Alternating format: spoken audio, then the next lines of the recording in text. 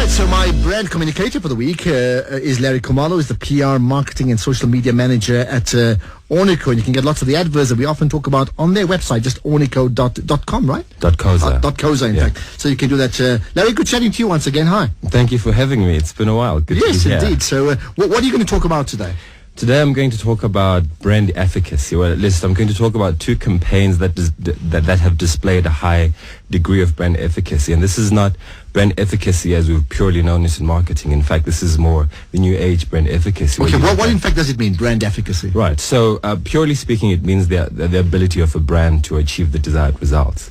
But after the recent marketing paradigm shift, where brands are becoming more human and becoming more entrenched in people's lives, we are looking at it on a different level, and this is rather the degree to which brands can innovate and deliver smart, socially intelligent ideas to better people's lives. So what are you as a brand doing to make the lives of your community better? And it's much bigger than CSR. It's not just one single department, but it's entwined in the entire brand communications. That doesn't mean if brands do that they still do the hard selling in other campaigns, or they drop that completely?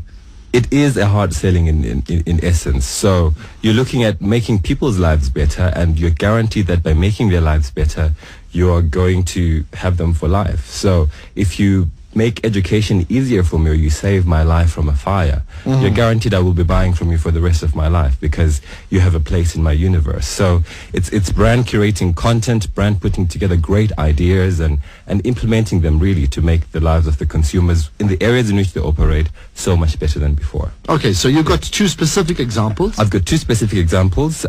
Grand Prix winners from the recent lorries, the MTN the Everywhere Library. It won a Grand Prix in the media innovation category. It was a campaign that MTN did in Uganda.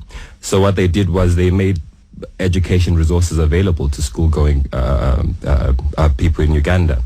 They put out print ads with the front facing of a bookshelf, and on there there'd be books titles, and at the bottom of the titles there'd be ISBN numbers that are specific to each title. So each learner that wants to access any book will get their feature phone and punch in an ISSD code like *141. But these posters will be sort of stuck onto walls, right? Yes, you'd have to. But the thing is, you collect the posters over a period of 4 weeks. That's how long the campaign ran. So you get 4 big posters that you stick up on your wall, so they look like a bookshelf on a wall. So you punch in the ISBN number next to the ISSD code, and you access a book. And the campaign was very simple, but the integration between print and mobile, and basic mobile, so it doesn't have to be a smartphone. For as long as it's a phone that has access to network, then you can access the learning material.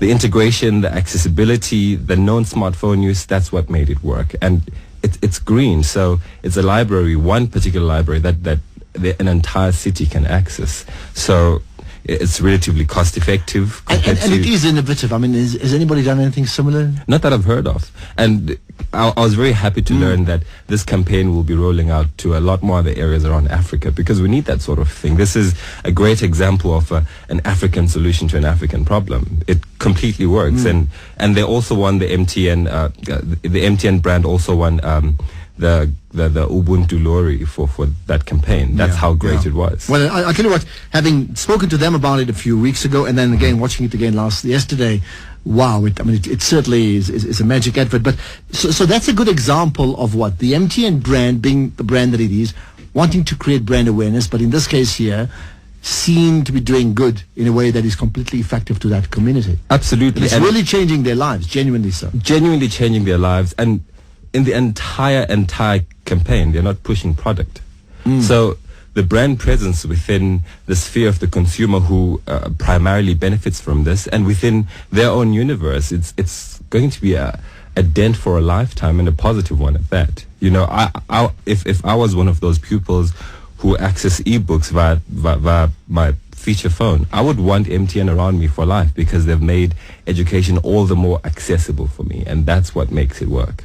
Okay, so that's a good example. Give me the other one, the engine fire blanket one. The other one is the engine fire blanket one. Also very simple. In fact, probably one of the cheapest big campaign that I've come across. So Engine is a supply of paraffin, and paraffin is a fuel that is used mostly in shanty towns and shacks for lighting, for cooking, etc. In fact, you just hold that thought for a second. I just want to check with my technical guy Kanye, in fact, whether we have those adverts and whether we can play them or not. Because if we can, then in fact we can't. But we discussed them before. Okay, go ahead then. Yeah. So Engine used to give out calendars to all their clients, to all the customers that buy paraffin. Except, in the recent years, shack fires have increased. About 10% of our population lives there, and there used to be reports of up to 10 shack fires on a daily basis.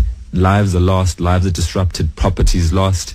It's really heart-wrenching. So Metropolitan Republic decided to take that calendar that they give out to all their customers and open it up and make it into a fire blanket. So they made it into a different, they made it with a different material, a fire retardant material, made it 4 times the size of the initial calendar, and you hang it on the wall. So if a fire would come up, you take it off, open it up, and you... And I mean, when I saw that and I saw it again yesterday, I mean, my immediate thought was, I need to get this calendar. I need to keep it at home because it's that important. It also reminded me of the times when I was at school and we're being taught how to handle fires. And the first thing that I remembered was get a blanket and put it over the fire, and that will put it out. So this is a calendar that people would normally just throw away or put in a or use on the backside for flashcards or whatever. This is a calendar that they'll put up because they know that it has a dual use. So over and above it showing you the date, it's also a fire retardant blanket that you can use, and it could potentially save lives. It's a very cost-effective campaign. In fact, it's just getting that blanket out. Except that blanket will save lives, and that's what made it work. Yeah, absolutely. We've had a few SMSs. I'll try and read them in just a second. Okay, so both of them fall within that category of brand efficacy, right? Absolutely. Do you think that there's a trend now moving away from hard sell, or there's always going to be space for hard sell?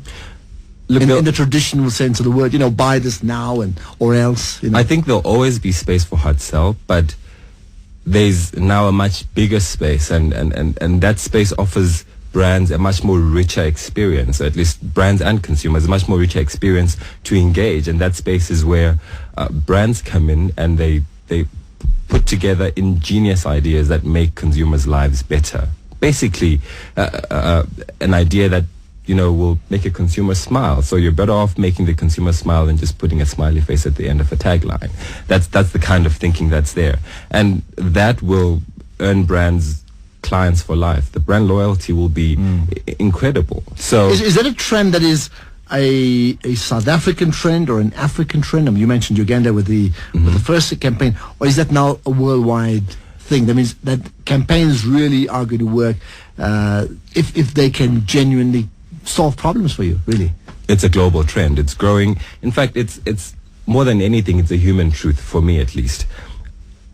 The basic idea is that if you make a human's life so much better than it was before, that woman will be indebted to you forever. So IBM, for example, in France, rolled out a campaign that was supposed to make, that made the lives of French consumers so much better by putting on ramps where there were steps so that they could, when they're carrying luggage, they could use them better, by putting benches instead of just outdoor ads, by putting small little areas where people run away from the rain instead of just outdoor ads. So it's much more a global human truth that a lot of brands need to get on board with, because that's the one way you're guaranteed you'll have consumers for life. Okay, we've got about 2 minutes, and maybe you can comment on these. Just some people talking. South African national sports and branding. Cricket equals corruption. Rugby equals passion. I'm not asking you to comment about that. Football equals chappies, bubble gum, the right people for the right job at all times. Peter Wiley saying, Ashraf, currently one of the best radio adverts is the, I think it's called IUV. I hope I've got that right. The one UVE. Just broadcast corruption with school funds. Okay, and how do we classify this advert? E-tolls proudly brought to you by the ANC. A person who reads this will go and vote for what? Sianda. Okay, there's another one. Just the Oreo advert. Do you have any thoughts on that? Because we've had so many people saying they love it. Oreo. Because if I asked you this question, what's the best advert you've seen in the last week? I mean, the two you brought up have already been awarded, so they're not absolutely brand new, right? What's the best one you've seen in the last week or two? It would have to be the Halls chemical ad, and that's probably because I keep playing it over and over again. I know you discussed it on the show before. It's it's Halls, and they took this great character, and although the link to the product is almost minimal, it's just a beautiful story. It's funny. It's